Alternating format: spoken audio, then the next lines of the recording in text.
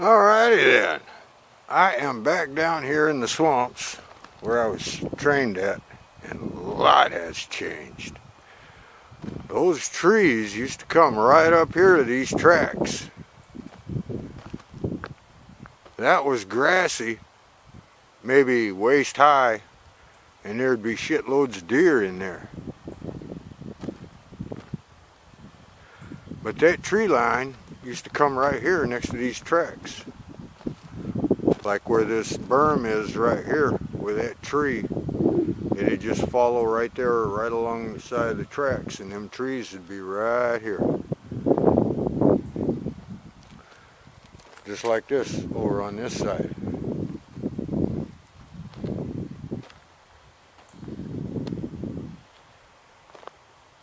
So you can see they've cleared all that out. They're probably going to build some more stuff there.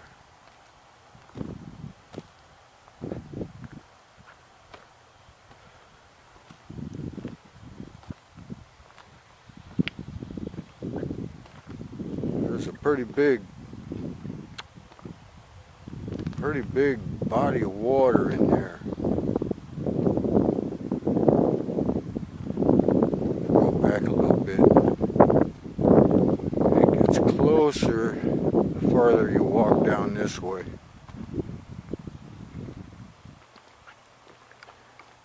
Yeah, and this has been here for a while. I didn't want to come over here yesterday because there was a whole bunch of shooting. I guess people picking off deer or something, I'm not sure. But there was a target practice maybe. There was a whole lot of shooting. I didn't want to wander over this way.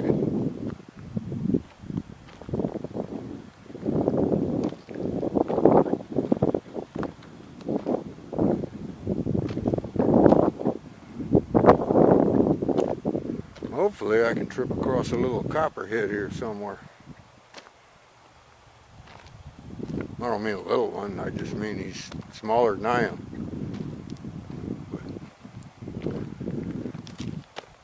But anyway, I want to tell you folks about a new tool that I just got in my recommended for you video. It's called a Walabot. W-A-L-A-B-O-T, Walabot. And what it does is it's like a stud finder at Home Depot. I don't know how expensive it is. I didn't check that out. But what it'll do is it'll find studs in the wall. It'll find wires in the wall. It'll find cameras and things like that in the wall, which is my point. It could find microphones, maybe. What it does is it's a device about the size of your cell phone. It attaches to your cell phone, like maybe your cell phone camera, I don't know, but it gives you a visual of what is inside the wall on your phone. There is videos about it here on YouTube, and you look for the Walabot. I don't have a spider stick with me. Usually I carry a spider stick. Wow, that thing has gone down a lot. That has gone down a lot.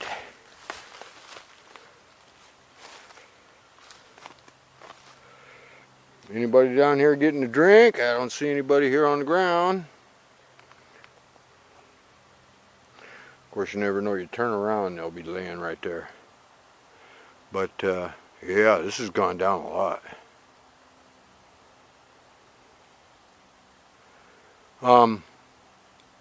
Anyway,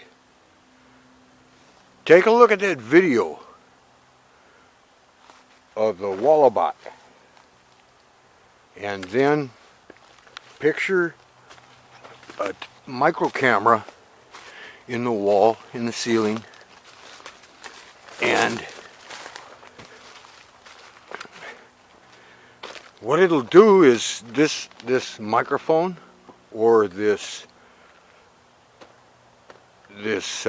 camera behind a pinhole or whatever. Remember I told you about those pinholes in my apartment right above my computer, and the plaster that I found on the ground, on the carpet below that hole, because they are so sloppy.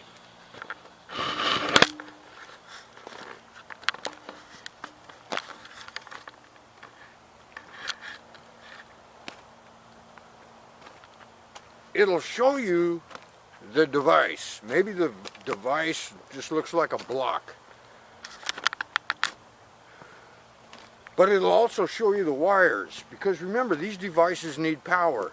They either need a great big battery block, or they need to tap into your power lines, your power source. That's not a difficult proposition right there. All they need is access to the crawl space. And this is why I was so concerned about the apartment next to me having access to the crawl space when I did not, because I would have spent half my time up there investigating shit. You need to be able to get up into that crawl space. If you can't, this will help you.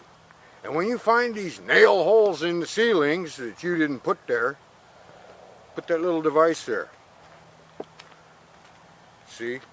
Remember, microphones can be the size of a pencil eraser, but it's still going to have wires coming from it going to the transmitter, or however it's getting out. There's a number of methods for the signal to get out. It could be run down through phone wiring, it could, into another apartment. I mean, all that stuff can be doctored. It's really easy, it's no problem.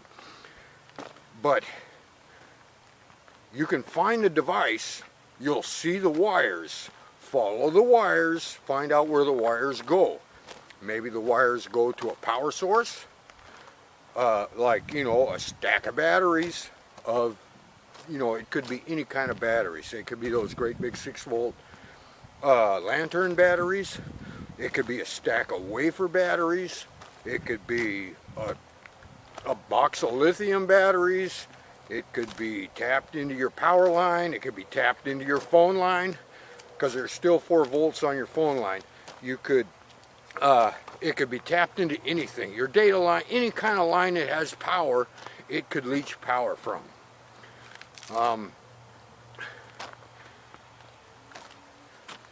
Which is another thing that you could do.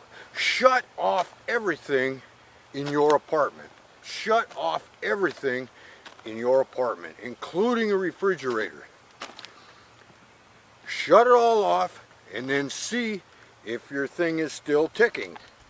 Because if it's still ticking, that means there's something that is draining power. Find out what that something is, because if you shut off all your lights, if you shut off all your heater and water heater and, you know, your TV, unplug them, all that stuff. If you've shut down everything and there's still a power draw, find out how big that power draw is. It might just be minuscule. It might just be a very tiny power draw. You know you got something there that you don't know about. When there's something there that you don't know about, first of all, you probably didn't put it there. And second of all, maybe they did. So, this little Wallabot would definitely help. I don't know how much it is. I don't know if it is expensive or inexpensive. I suppose it's going to cost, you know, 50 bucks at least. Maybe more.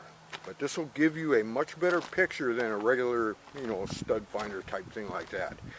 Take a look at that video, and if you think it might be useful for you, I would say go for it. Use it in the ceiling, use it in the walls, use it everywhere. This will give you a visual of what's there. Back in the day, This was done with, well, people like the Secret Service had X-ray. But there's other things that were used. Rather complicated electronic devices, which will give you a picture of the wiring of your house. Every junction, every tap, everything, which was like the ultimate bug detection device.